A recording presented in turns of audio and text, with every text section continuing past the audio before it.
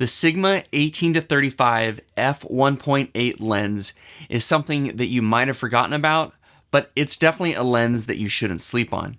In this video, I'm going to share with you why I absolutely love this lens and why I still recommend something that's over a decade old, has autofocus performance that's definitely hit and miss depending on how you use it, and comes in a dead DSLR mount.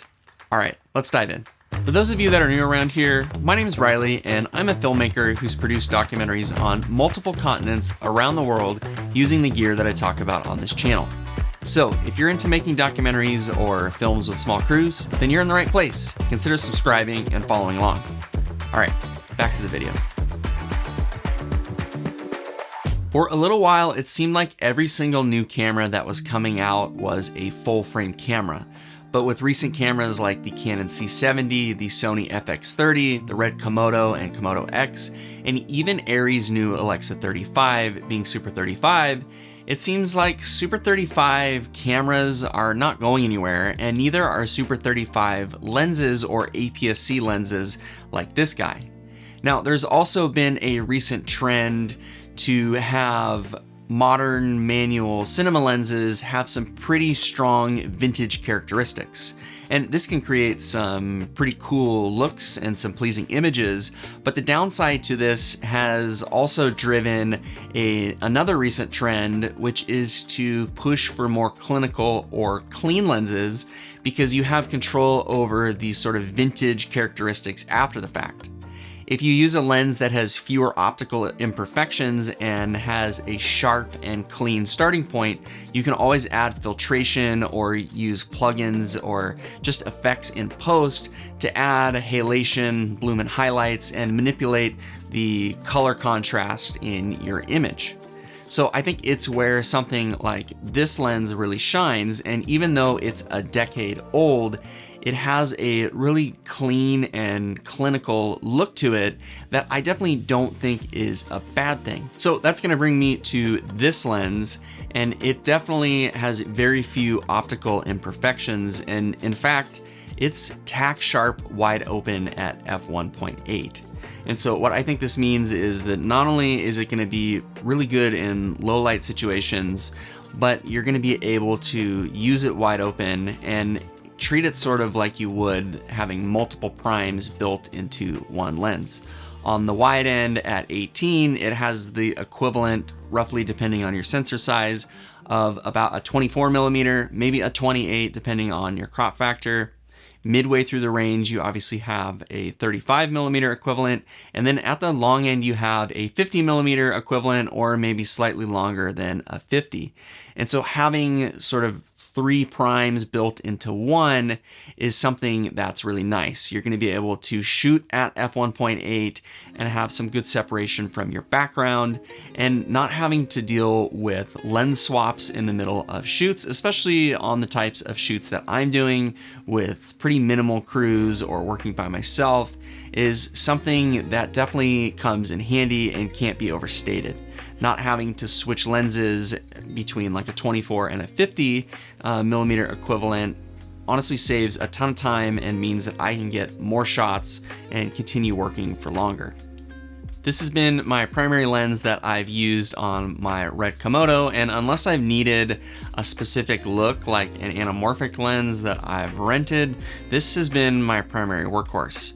I think it's something that has allowed me to take full advantage of my Red 6K sensor and the just sharp, snappy nature of this lens. The fact that it is so clean and clinical has allowed me to take advantage of just that high detail of the 6K sensor as well as the 16-bit color.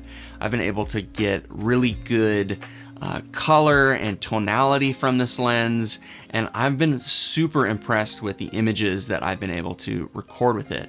It's something that I've had a ton of flexibility in post to play around with and be able to get pretty much any look that I'm going for.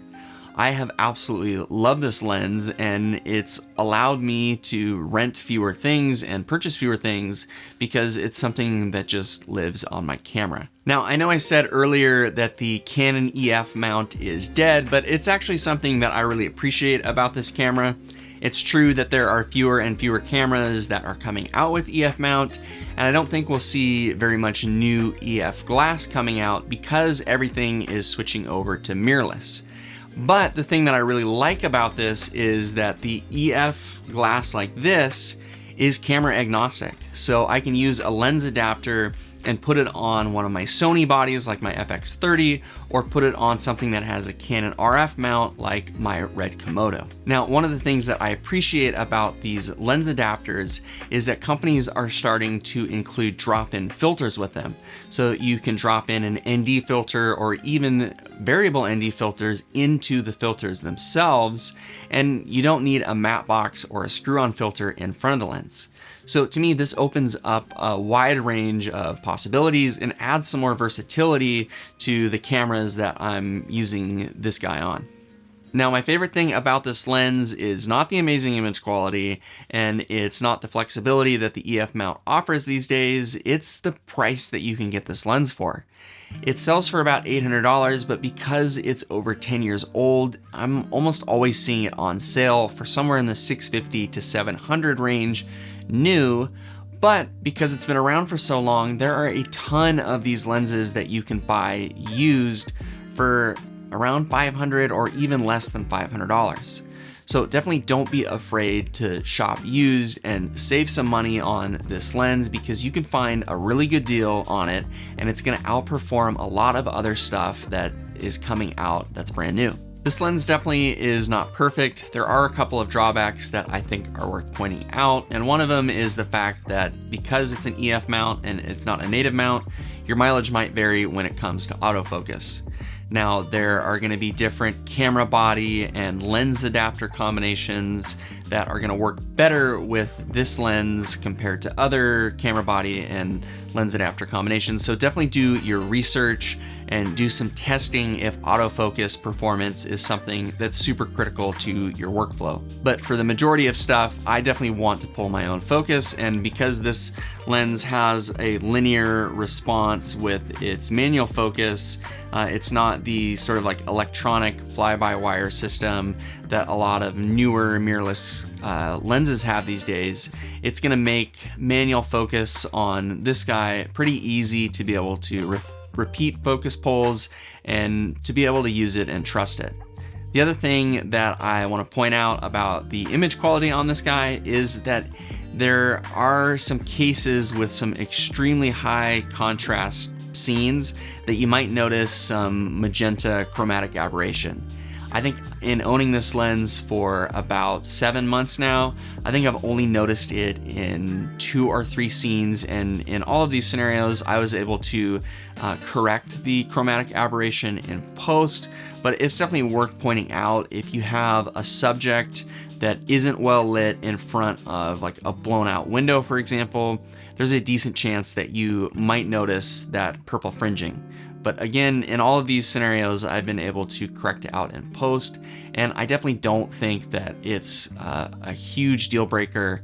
And I think that when you consider the price point and the optical quality of this lens, I think that the pros definitely outweigh the cons. For those reasons, this lens has been my primary workhorse over the last 7 months on both my Red Komodo and my Sony FX30. If you only take away one thing from this video, let it be that there are a lot of really good options out there that are often a lot cheaper and easier to find than the latest trend. This Sigma 18-35 is an excellent lens that I absolutely love, and I think it's something that is going to be with me in my kit for many years to come. All right, I'll catch you guys in the next one.